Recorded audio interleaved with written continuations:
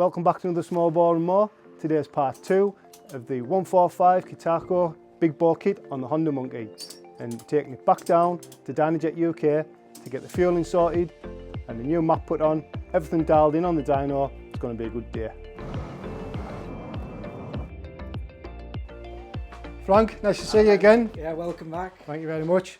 We've got the 145 Kitaco kit in the Monkey, all installed. Broke it in about 40 miles on it, so I'm happy that it's ready to go. Yeah, well, we'll see. What's the plan for the day?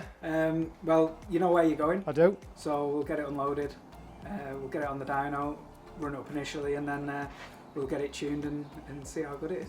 Fingers crossed. We're going to have a good day. Right, I'll see you around the back. Cheers.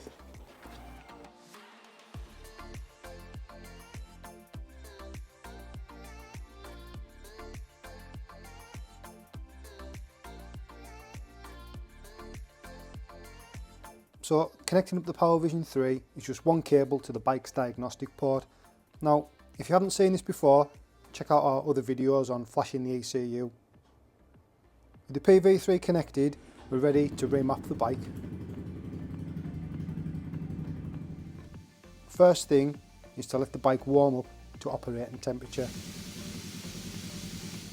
And before we start running the bike in anger on the dyno, we need to see how lean the bike is running on the standard 125cc map.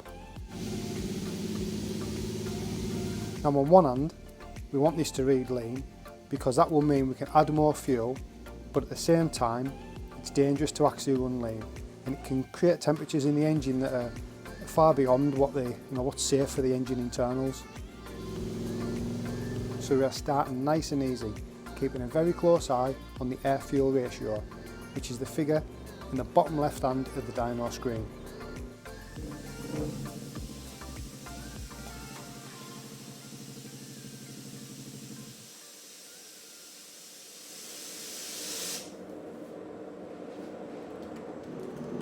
Yeah, the good news is it's way too lean on that map.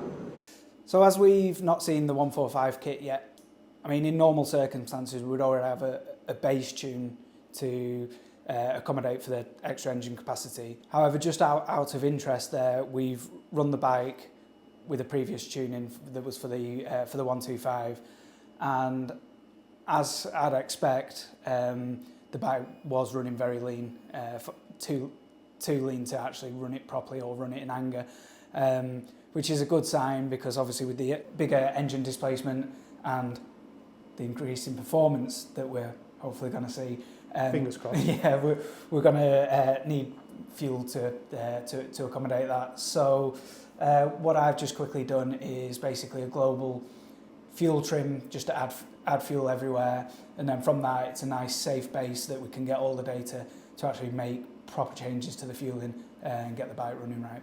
Okay, I guess what that means is if you were to just buy this and put it on without doing any fueling, you've got a bit of a risk there, right? You've got a massive risk there. A, the bike isn't going to run very well at all, and B, running lean is the last thing we want. So not enough fuel going to the engine can cause sort of engine issues in a short space of time or over a long period, but it's definitely a no-no when you're running too lean, especially at the sort of wide open throttle where you're asking the most from the engine. Okay, good job we're here then. Yep, exactly.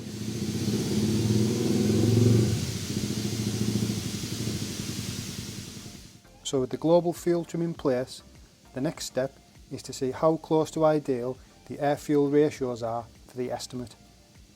And to test that, Frank will take the bike systematically through many combinations of throttle position and engine RPMs. So keep an eye on the AFR numbers, the bottom number in the box on the right hand side. We're looking for mid-13s. So if you look at that colourful chart, as you can see, across the top is throttle position. Fully closed on the left to fully open on the right. And down the left hand side is the engine RPM. At the top is low RPM, so as the pointer moves down towards the bottom of the screen, that's higher engine revs. So the dyno is now plotting and recording all of the air-fuel ratios in each of those boxes. It then saves all the data so we can analyse and change the fueling accordingly. So we've just ran the bike there with the sort of the base tune, the base point that we've created just based on up in the engine size, so a global richening of the whole map to get it to a safe place where we can run the bike at every throttle position to record and gather all the data that we need to then properly tune the bike, make the fine changes that we do to get it running perfectly. Like with the tuning process, every time, ran it through every throttle position, every single RPM, hit every cell site in the fuel table to gather that data. So now we're making the changes. Hopefully, first time it's going to be running spot on, and we can actually see where we're at. Good stuff. So right now we don't know what horsepower it is. We just know that it's running in the right region. Well, I've got a rough idea. I just don't want to spoil the surprise for you. Fair shout. No spoilers. No spoiler alerts. Good stuff. Well, let's get on and do the tune. Yep, no problem. Okay, so Frank's now interrogated the data, made changes to the fueling for each throttle position and RPM combination that wasn't ideal in the range.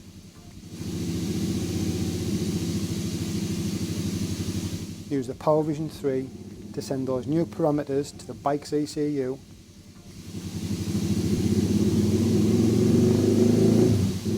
And we are ready to see what BHP can make. One final lighter throttle check to make sure before we go flat out.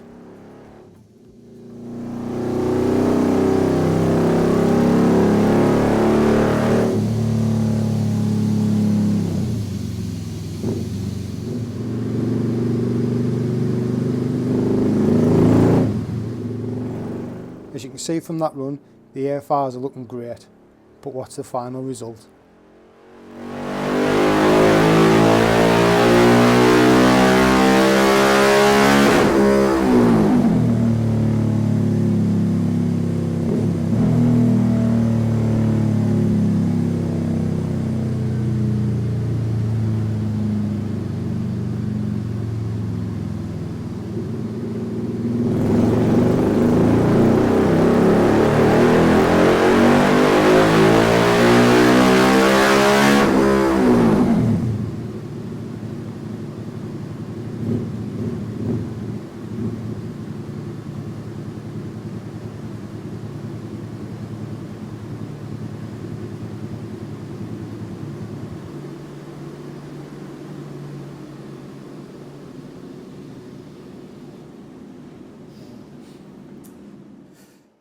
So yeah, having made the changes to the tune to hopefully refine everything, and obviously from that stage we take it to the checking process. So we've just ran it through every throttle position, and the fueling's really good. So yeah, really happy with the PowerVision tune, and we've got our final result with the 145 kit. So we're seeing just over 12 horsepower, which even from the exhaust, what we saw with the exhaust system, the intake, and the PowerVision tune is a huge step forward. Because I think we were basically just over 10 horsepower. So with the 145 kit, we found 2 horsepower gain, and the torque's gone up to 9.17 foot-pound. So a big increase in torque. So the performance has picked up everywhere, and what we've noticed is that the curve is really smooth now. So a real nice torque and power curve. You can see here it rises progressively, flattens out nicely. We've upped the rev limit slightly, and it's using all those revs. So you've got a much more powerful, faster motorcycle. Good stuff. So how much have you upped the rev by? I think 500 RPM. Yes. So there's a little bit, and you can see it's holding the power right at the top of that, isn't it? It does, yeah. Because what we found with when the bike's fully stock, the power sort of peaks and then drops off. So you're not having the benefit of all the rev range, whereas now it's all usable. It's nice and smooth without any lumps in there, so it makes it a nice bike to ride and really usable as well. I'll tell you what I noticed when I went out on it after you'd remapped it with the exhaust and the air intake. When you're in 5th gear, you could nearly get to the rev limiter. It would hold the power, whereas previously fifth was almost like an overdrive, yes, to get the revs down. Yeah. But as soon as there was any sort of incline, or you'd have to sort of go back down to fourth to really get it. But now, before this, it would just hold the revs and kind of like rev right up in fifth gear. So exactly that. So it's going to do the same with this, absolutely. Isn't it? When we're looking towards the sort of top end of the rev range up here, we're still making good power. Yeah. So it's making that rev range usable all the way to the rev limit. Yeah, brilliant. I can't wait to get out on the road and have a ride. Yeah. Yeah, from stock to where this is now, it's like two completely different motorcycles. So out of the factory stock, it was 8.3. Yeah, I'll bring the graph up.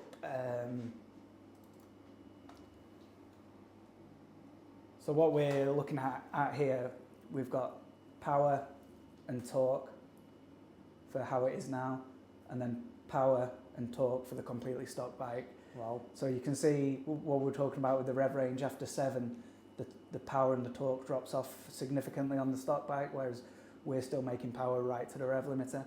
But the difference is night and day. It's a huge, huge improvement. So even though you think you've got this brake horsepower, when you're revving up to 8,000 RPM on the stock bike, you haven't actually got that amount of power, have you? Yeah. And you can definitely tell that difference. It hangs on to, to the revs in fifth gear a lot better. That was probably one of the most significant things I noticed. It's definitely quicker pulling out of the sort of low down, so there's definitely low down torque, but also, like I say, it just seems to hang on and ride so much nicer. That's it, yeah. The sort of, when the power drops off, when the revs are going up, we call it like almost like a brick walling effect, where you've got more revs to go at, but the engine's not capable of pushing through there. Whereas now that problem doesn't exist. Excellent. 1.6. So it's a 19.5% increase. Yes. Call it 20. Let's call it 20. Yeah. 8.3. That's a 12.16. That's a 40, rounding up, 47% increase in power. Crazy, yeah. That is amazing, isn't it? Yeah. So 46.5% increase in power with the Kitaco 145 kit over stock. That is something to be had. The shape of the curve, how smooth it is. Yeah. It's absolutely, the power curve especially is ideal. Perfect. Good stuff. Well done. So that's the Kitaco 145 kit dialed in. If you're fancying a 145 big bore, you'll 100% need your ECU mapped with the PowerVision 3. So get your hands on the maps we've created today. Just contact DynoJet directly. I'll put a link in the comments below to their details, and you can just ask for this exact map to be sent to you, so you get the benefit of bespoke tuning without having to bring your bike to the dyno. DynoJet can also supply a running in map with a suitable lower RPM limit to allow a safer running in period, which means you don't have to have your eyes glued to the rev counter. It's a really great feature. There's loads more mods coming up for this, so subscribe to the channel so you don't miss that content. But for now, that's all from Small Bore and More. Catch you on the next one. Take care.